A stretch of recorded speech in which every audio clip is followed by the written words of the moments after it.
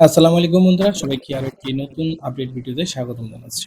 আজকে আমরা জানবো বাংলাদেশের ঐতিহাসিক স্থানসমূহ নিয়ে এবং তাদের অবস্থান। আনন্দ বিহারের অবস্থান হচ্ছে ময়নামতিতে,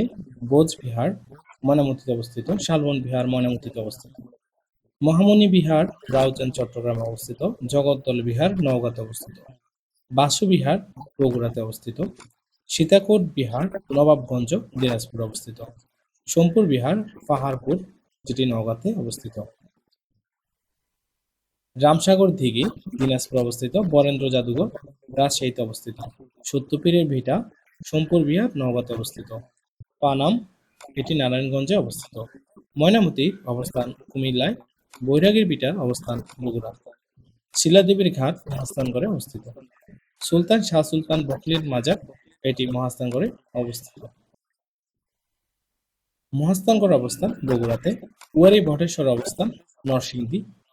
পাঁচ পীরের মাজার সোনারগাঁও অথবা পাঁচ বিবির মাজার সোনারগাঁও অবস্থিত, কান্তজির মন্দির দিনাজপুর অবস্থিত,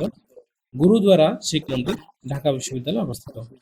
লালবাগ দুর্গ লালবাগ ঢাকাতে অবস্থিত, বড় কাটরা ও ছোট কাটরা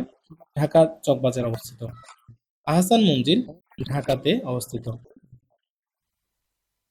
উত্তরা গণভবন নাটোরে অবস্থিত, আতিয়া মসজিদ টাঙ্গাইলে অবস্থিত, তারা মসজিদ ঢাকাতে অবস্থিত, ষাট গম্বুজ মসজিদ বাঘেরহাটে অবস্থিত, সোনা মসজিদ চাঁপাইনবাবগঞ্জে অবস্থিত,